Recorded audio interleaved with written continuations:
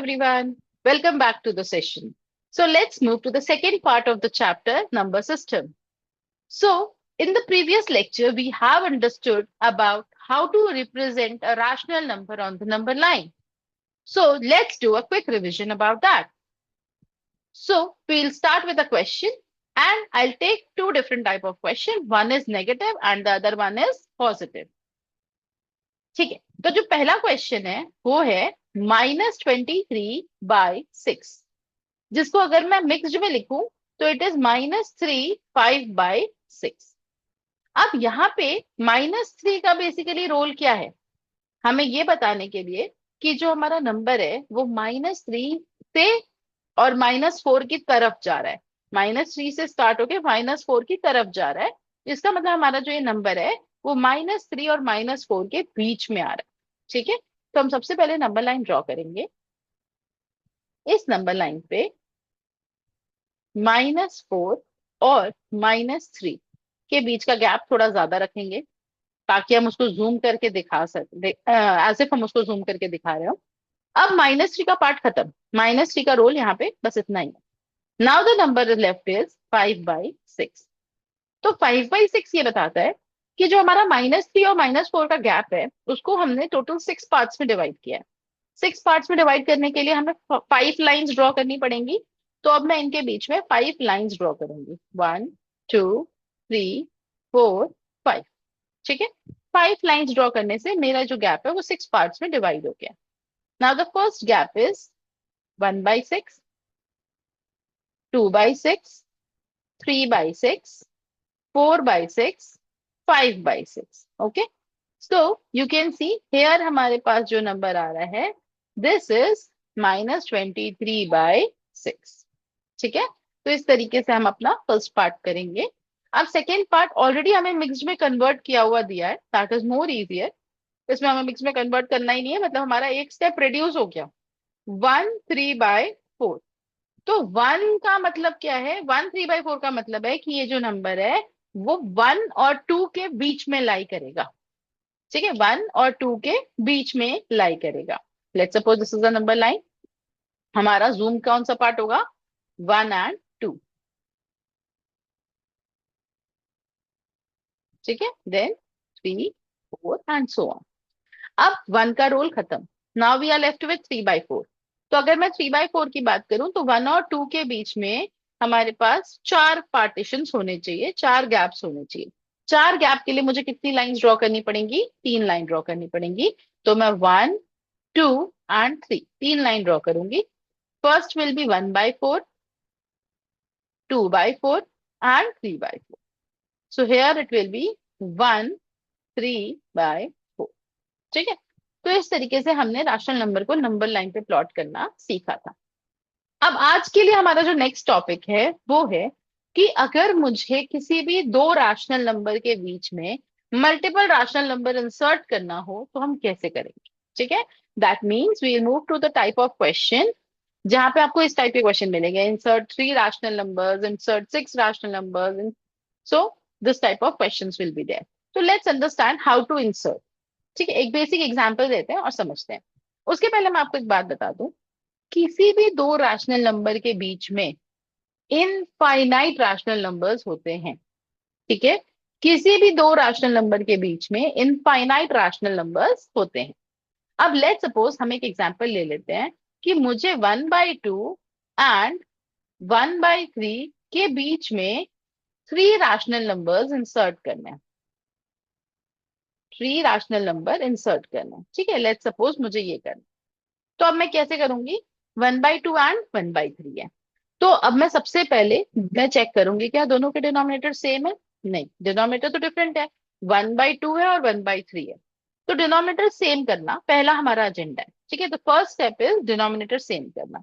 तो हमने एलसीएम लेंगे, डिनोमिनेटर सेम करने के हम एलसीएम लेंगे। तो एलसीएम ऑफ 2 एंड 3 इज 6। ठीक है, तो यानी 1/2 को मैं 3 से मल्टीप्लाई करूंगी, ऊपर नीचे दोनों, क्योंकि हम नंबर तो चेंज नहीं कर सकते। तो हमें यहाँ मिला 3/6। और 1/3 को 2 से मल्टीप्लाई करेंगे ऊपर नीचे, तो हमें यहाँ मिल गया 2/6। तो बेसिकली हमें 2/6 और 3/6 के बीच में 3 रैशनल नंबर्स इंसर्ट करने हैं। ठीक है,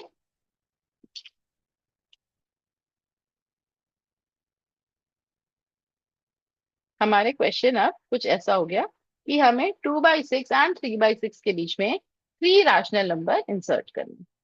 देखिए, अगर हमारे न्यूमरेटर ऐसा होता कि हमें 2 and 5 हो या 2 and 7 हो, ऐसा कुछ न्यूमरेटर होता, डिनोमिनेटर भले ही 6 होता, बट अगर न्यूमरेटर डिफरेंट होता, कुछ ऐसा होता जिसके बीच में हमें 3 नंबर्स का गैप हो, फॉर एग्जाम्पल एक 2 हो और एक 8 हो, तो हमें उसके बीच में गैप है 3 4 5 6 7, तो हम डायरेक्ट आंसर लिख सकते हैं।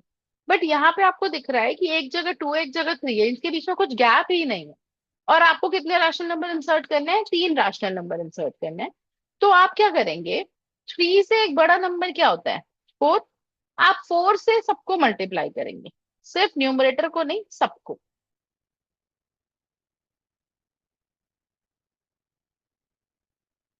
ठीक है, जब आपने इसको मल्टीप्लाई किया तो आपका आंसर आया 8/24, और यहाँ आया 12/24। अब आप देख सकते हैं कि इनके बीच में 3 रैशनल नंबर्स कौन कौन से होंगे? 9/24, 10/24 एंड 11/24। ये तीनों रैशनल नंबर 8/24 और 12/24 के बीच में ही लाई करेगा। ठीक है, तो इस तरीके से हम रैशनल नंबर इंसर्ट कर सकते हैं। तो अगर मैं आपको पहला एग्जाम्पल लेके दिखाऊं जिसमें आप देख सकते हैं, insert 3 rational numbers between 3/5 and 7/8, 3/5 and 7/8। तो अब आप देखिए यहाँ पे क्या डिनोमिनेटर सेम है? जो हमारा सबसे पहला स्टेप था डिनोमिनेटर चेक करने वाला, तो हमने देखा डिनोमिनेटर सेम नहीं है, तो हमने 5 और 8 का एलसीएम निकाला और वो आ गया हमारा 40। ठीक है, 5 और 8 का एलसीएम 40 आ गया। अब उसको 40 बनाना पड़ेगा, दोनों के डिनोमिनेटर को 40 बनाना है। तो 40 बनाने के लिए मैं जो भी मल्टीप्लीकेशन करूंगी वो न्यूमरेटर में भी करूंगी।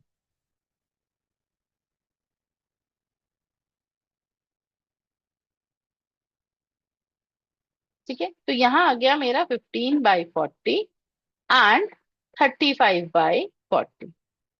अब आप देखिए, मुझे 3 रैशनल नंबर इंसर्ट करने हैं, और मुझे दिख रहा है कि 15 और 35 के बीच में 20 नंबर्स का गैप है।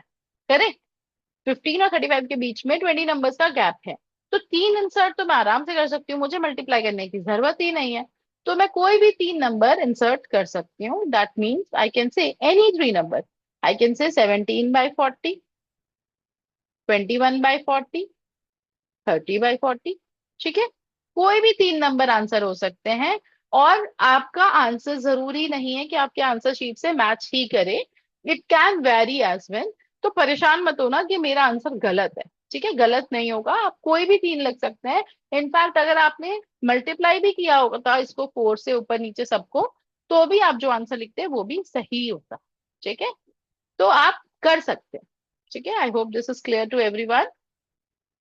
Now moving to the next question. आपको दिख रहा है थोड़ा सा चेंज कर दिया मैंने, यहाँ पे कोई फ्रैक्शन वाले नंबर नहीं है, अब यहाँ पे थोड़ा डेसिमल नंबर आ गया, and the decimal number is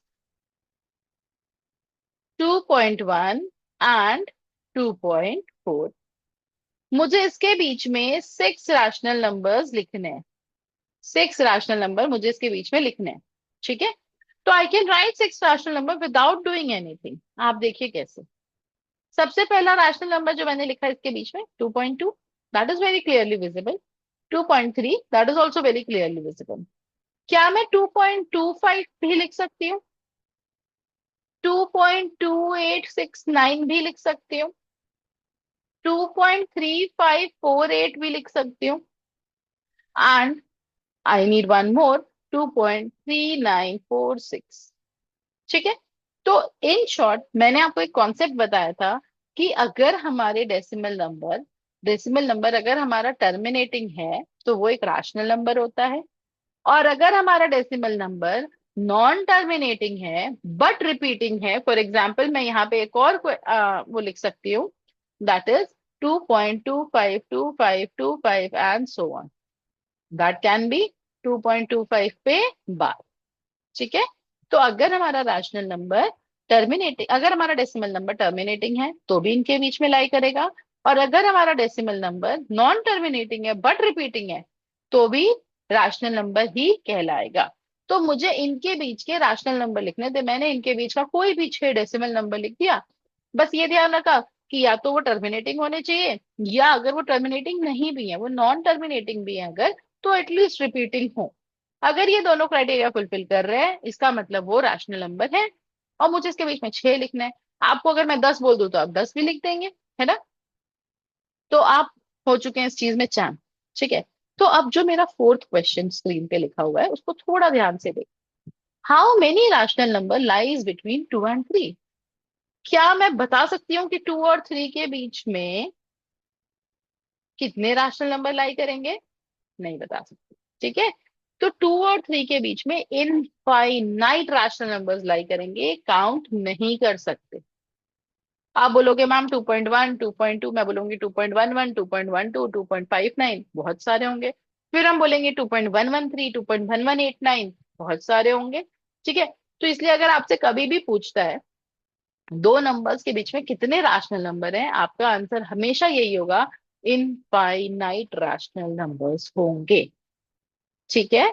तो हमारा आंसर क्या होगा? Infinite rational number.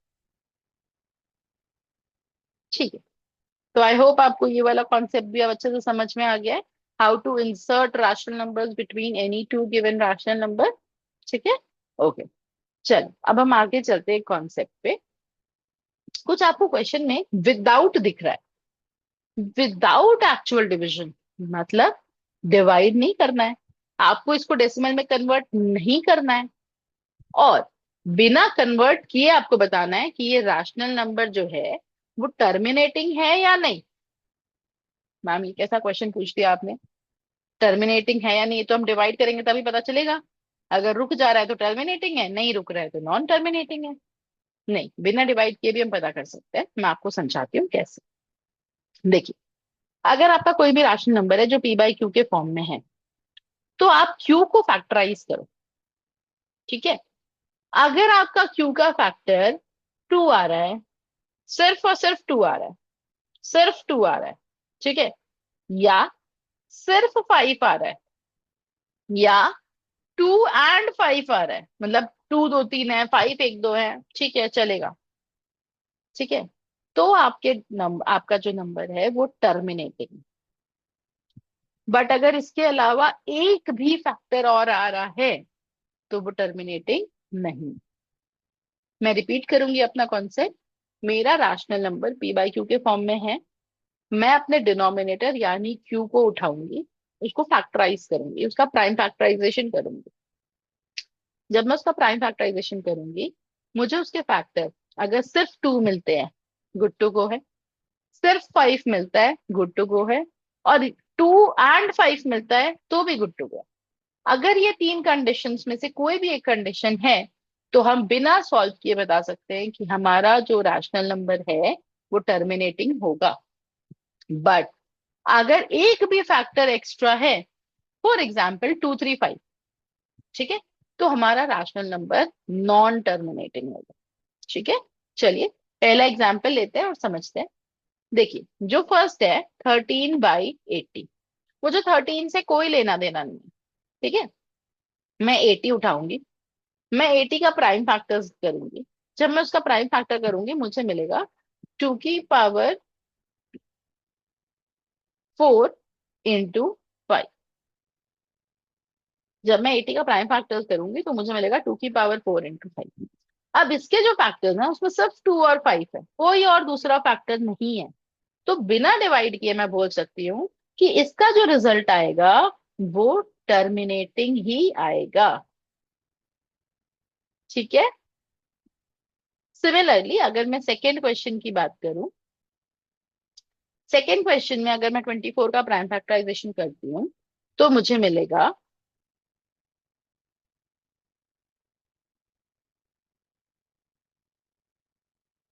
2 की पावर 3 into 3। ठीक है। तो अब आप देखिए यहाँ पे एक फैक्टर 3 भी आ गया, जो मुझे नहीं चाहिए था बट आ गया। अनवांटेड है वो। ठीक है, बट वो आ गया। तो क्योंकि वो आ गया, हमारा नंबर कैसा हो गया? Non terminating. ठीक है। हमारा नंबर हो गया नॉन टर्मिनेटिंग। सिमिलरली आप 12 में भी देख सकते हैं, 2 की पावर 2 into 3 है ये। ठीक है। अगेन 3 आ गया नॉन टर्मिनेटिंग। ठीक है, ऐसे ही आप 375 125 का भी कर सकते हैं। 125 आपको दिख रहा है 5 की पावर 3 है, सिर्फ और सिर्फ 5 है, कोई और फैक्टर नहीं है, तो ये टर्मिनेटिंग। बट जब आप 375 का करेंगे तो आपको फैक्टर में 3 भी मिलेगा। तो अगर आपके फैक्टर में 3 है तो वो कैसा नंबर है?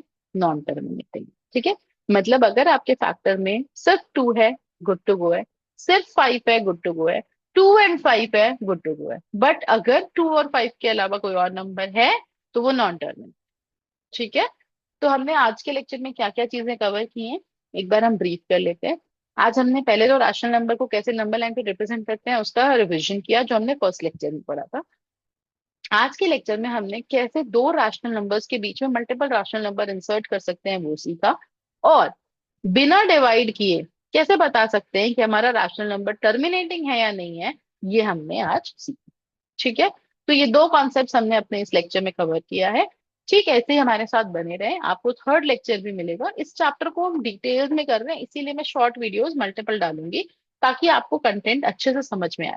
ठीक है, तो आई होप आपको समझ में आया हो। आपके जो भी डाउट्स हैं प्लीज कमेंट सेक्शन में जरूर बताइए, मैं पूरी कोशिश करूंगी कि मैं आपको हेल्प कर सकूं।